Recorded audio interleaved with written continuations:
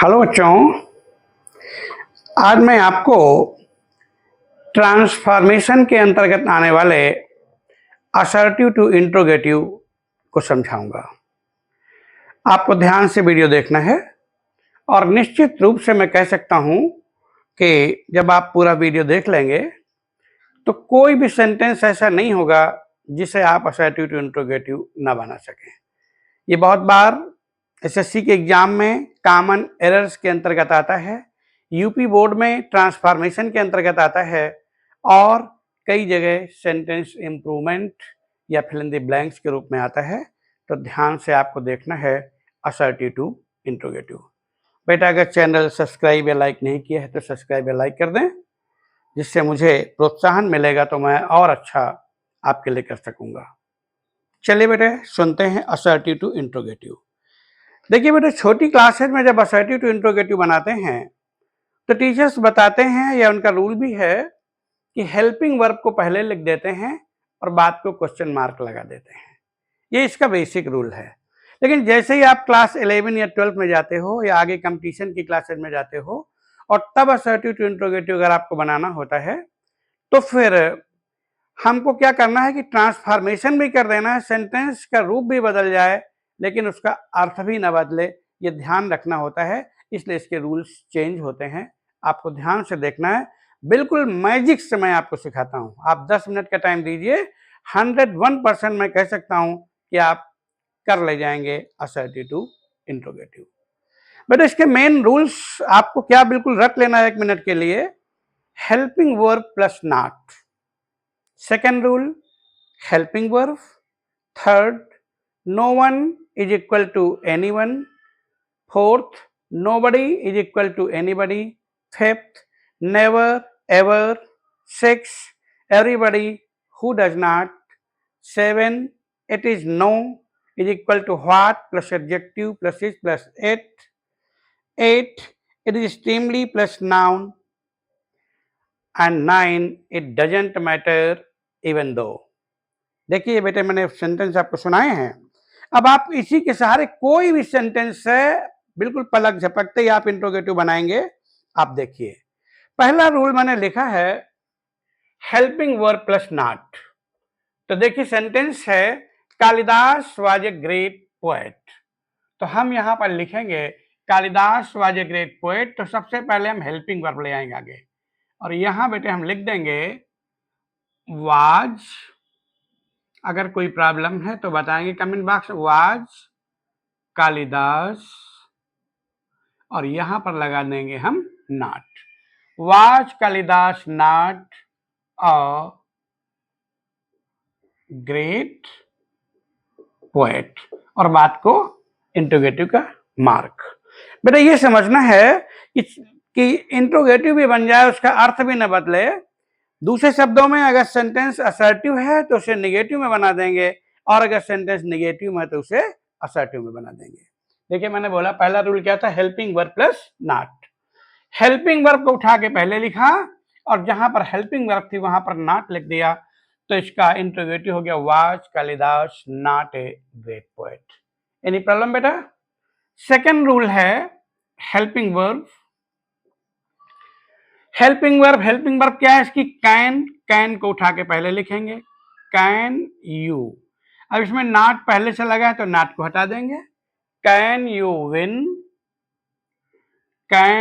Win this match. Can you win this match. Any problem बेटा? और बात को इंट्रोगेटिव का मार्क लगा देंगे। कोई कंफ्यूजन बेटा? इंट्रोगेटिव। अगला सेंटेंस है नो वन लव्स यू। या थर्ड रूल लिखा मैंने, no one is equal to any one, but loves बताता है एस लगा कि सेंटेंस प्रेजेंट इंडेफिनिट केस है, तो लव्स माने सिंगुलर। सिंगुलर के लिए क्या लगेगा बेटा? डज। यहां हम लिख देंगे डज। नो वन की जगह पर हम लिखेंगे एनी वन, और फिर जैसे ही डज लग जाएगा तो लव्स का हो जाएगा क्या? Love. Does anyone love you, और इंट्रोगेशन का चिन्ह। कोई कंफ्यूजन बेटा? Does anyone love you. Next sentence है nobody would like to be a poor. तो यहां पर भी मैंने लिखा नोबडी मीन्स एनीबडी। सबसे पहले हम लाएंगे हेल्पिंग वर्ब को पहले। हेल्पिंग वर्ब को जब हम पहले लाएंगे तो यहां लिखेंगे वुड। क्या लिखेंगे बेटा?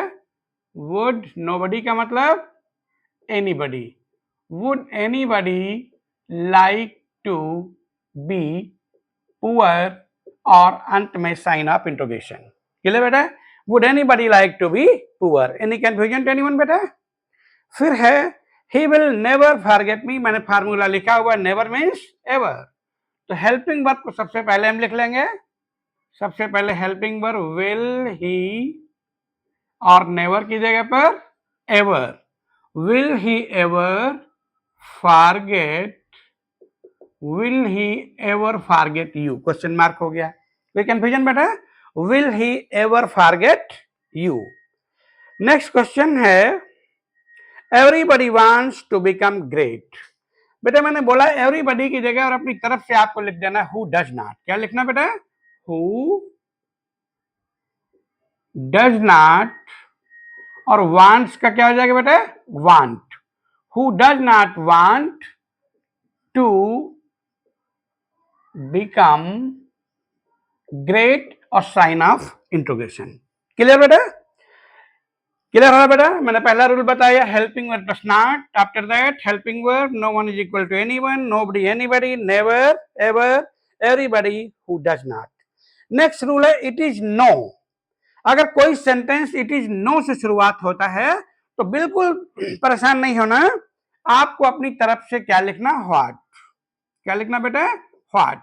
उसके बाद में एडजेक्टिव। एडजेक्टिव होता है नो के तुरंत बाद वाला वर्ड, और आप जानते हुए अच्छा बुरा ये सब एडजेक्टिव होता है, व्हाट, गुड। अभी जो इट इज है इसका स्थान चेंज कर देना है, इसका प्लेस चेंज करना है। What good is it to sleep in day. What good is it to sleep in day.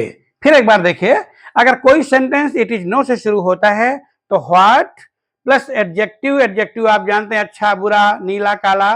तो और दूसरी पहचान क्या है कि नो के बाद जो वर्ड होता है बेटा वो एडजेक्टिव होता है। तो what good is it to sleep in day, और साइन ऑफ इंट्रोगेशन। अगर कोई भी सेंटेंस बेटा इट इज एक्सट्रीमली से शुरू होता है, याद रखिए अगर कोई सेंटेंस इट इज एक्सट्रीमली से शुरू होता है तो उसके बाद वाला जो वर्ड होगा वो नाउन होगा। तो it is extremely plus noun, मैंने रूल में लिखा है it is extremely plus noun है, तो इसको पूरे को वैसे ही हटा दीजिए और इस पूरे की जगह पर क्या लिख दें? व्हाई। क्या बनेगा? व्हाई। और उसके बाद में ऐसे ही जोड़ दें, व्हाई टू अब्यूज एनीबडी। किसी को गाली क्यों देना? Why to abuse anybody. Clear बेटा? Why to abuse anybody. कोई कंफ्यूजन बेटा? Why to abuse anybody. फिर एक बात सुन लीजिए, देखने में कुछ कठिन लग रहा होगा। अगर कोई भी सेंटेंस बेटा इट इज एक्सट्रीमली से शुरू होता है तो इट इज एक्सट्रीमली के बाद हमेशा नाउन होता है। इट इज एक्सट्रीमली और प्लस नाउन इस सबको एक साथ जोड़ लेंगे, इतना पूरा हटा देंगे, उसकी जगह पे क्या लिख देंगे? Why.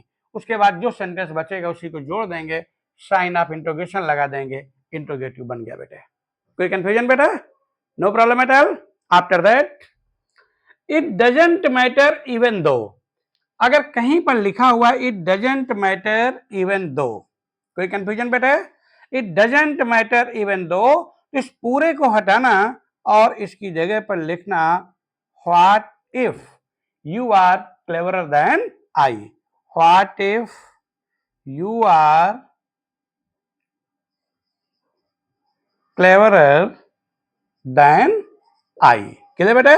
What if you are cleverer than I. एक बार रिपीट फिर कर ले बेटा, इंग्लिश में मैं आपको बता देता हूं, शायद कुछ लोगों को हिंदी कम समझ में आती है, तो इंग्लिश में एक बार रिवाइज कर लीजिए। If you are going to maintain sentence assertive to interrogative, then you have to follow all these rules.